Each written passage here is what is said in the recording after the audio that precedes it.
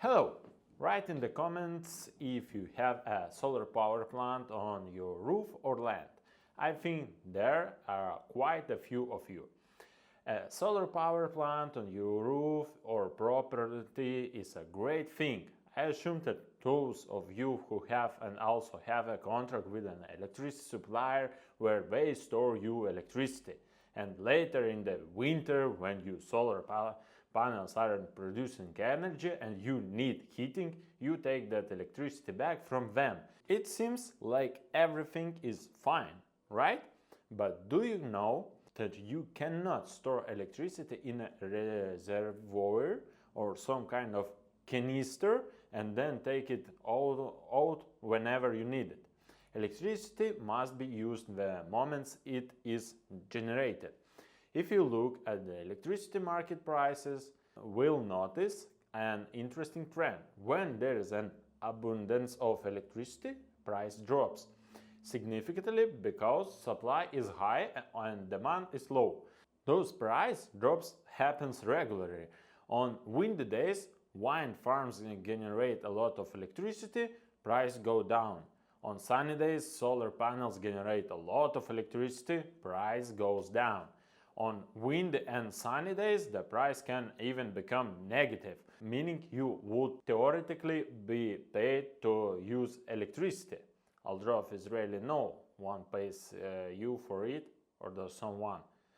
Let me know in the comments. Then evening comes, the sun sets, the wind calms down, and just as you get home, turn on TV, your computer and the kettle, electricity demand skyrockets.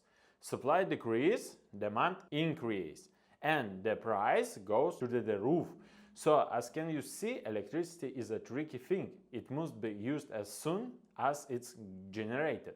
If it's thermal power plant or hydroelectric power station, it's easier to manage. Thermal plants throw in a few logs or reduce fuel intake, and in generation slows down. Hydroelectric ones open or close dams to control water flow over turbines. If it's a nuclear power plant, it's more complicated. The processes are regulated but not as simple. And overall, we want to be green, but green energy generation is something we can't control at all. That's why we need to find ways to store excesses electricity and use it when demands rise. Today, let's talk about how we store excess energy today. But before we start, as always, subscribe to the channel, press the like button and write your comment. There are four main ways to store electricity. 1. Batteries. Today most popular method. Method 2. Water storage, pumped hydro stage. Hydroelectric accumulation stations, which are used but have a limitation. 3. Thermal accumulators. Here electricity hits a special thermal material which is later converted back into electricity. And 4. Electric vehicles. The idea is to make electric vehicles mobile batteries that can charge during the day when electricity is cheap and feed energy back into the grid at night when demand is high. Some electric vehicle manufacturers are already integrating this feature. Today, lithium-ion batteries are the most widely used method of energy storage. They have several advantages. 1. Instant energy storage and release. Batteries can immediately start storing electricity when excess energy appears and just as quickly realize it when needed. 2. Grid stabilization. Since solar panels and wind farms are unstable power sources, battery storage helps smooth out fluctuations in the electricity grid. 3. Using cheap electricity when price rise.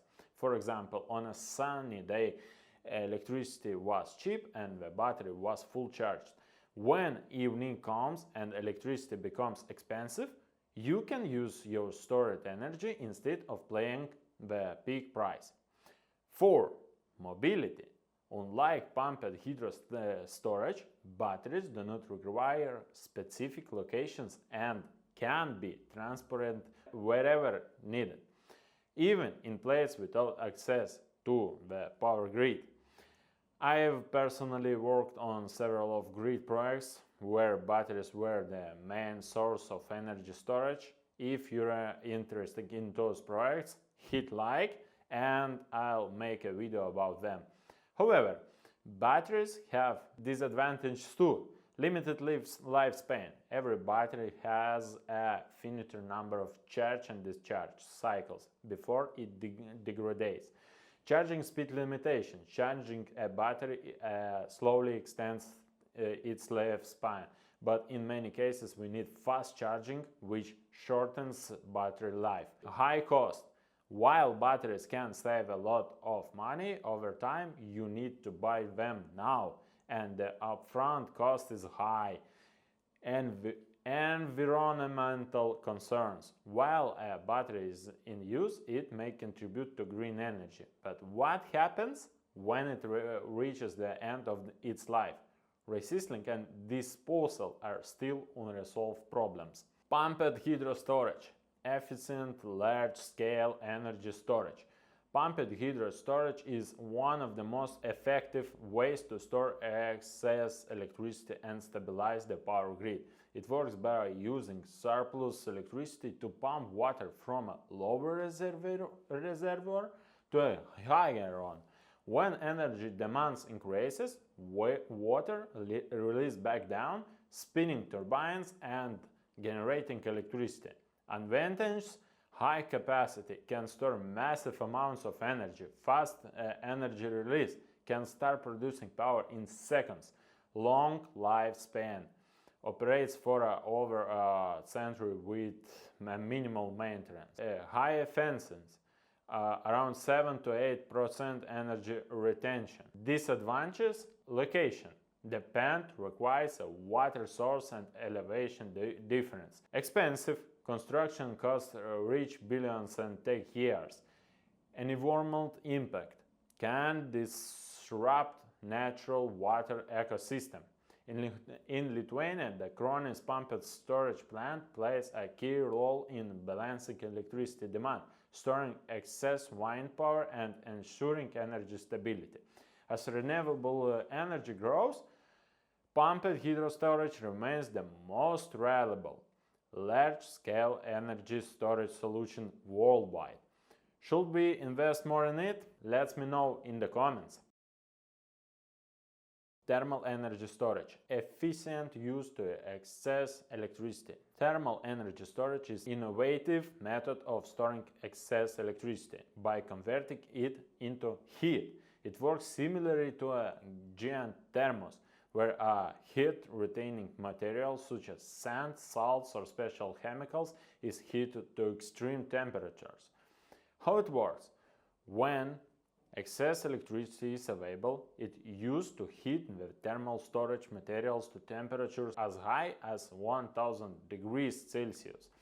Stored heat can be utilized in two main ways. For heating, then the energy is transferred to the district heating system, reducing reliance on fossil fuels. For electricity generation, heat turns water into steam, which powers a turbine to produce electricity when demand is high. Advantages is stores excess renewable energy that would be otherwise be wasted. Long-term storage. Heat can be retained for days or weeks. Scalable and low maintenance compared to batteries.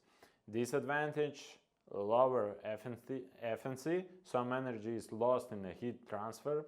Large space requirements. Thermal storage units are physically bulky. Finland recently installed a thermal battery with an 8 MWh capacity capable of supplying 100 kilowatts for 80 hours. As renewable energy use grows, thermal storage offers a promising, cost-effective alternative for balancing electricity demand. And Electric vehicle as mobile batteries, a future energy solution. Electric vehicles are not just a mode of transportation. They can also serve as mobile energy storage.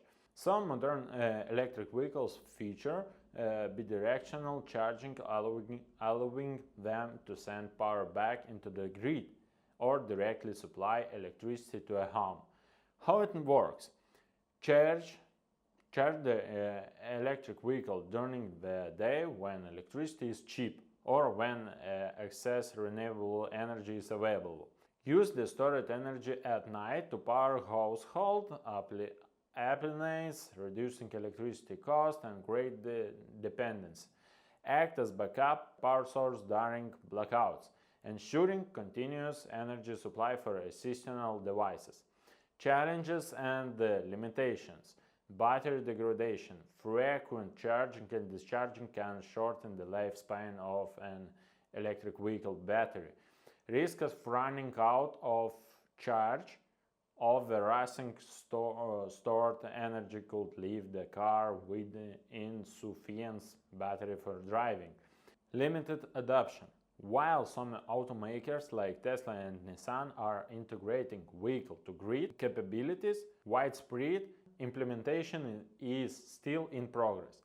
Despite this challenge, an EV battery could power a home for up to 4 days in case of an outage, making this technology a promising step toward a more flexible and resilient energy system.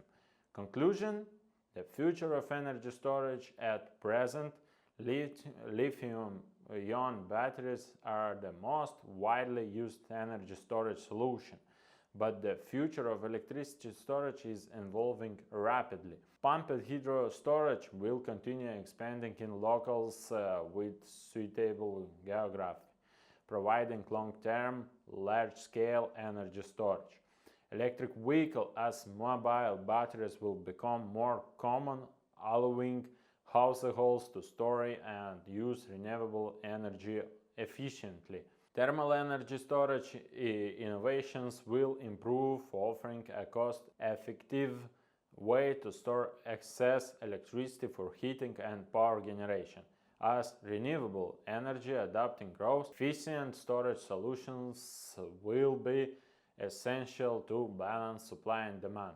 The future of energy storage is promising, and we are just beginning to see its full potential. That's it for today. Subscribe to the channel, hit the like button, write your comment, and I'll see you in the next video. Thank you, bye.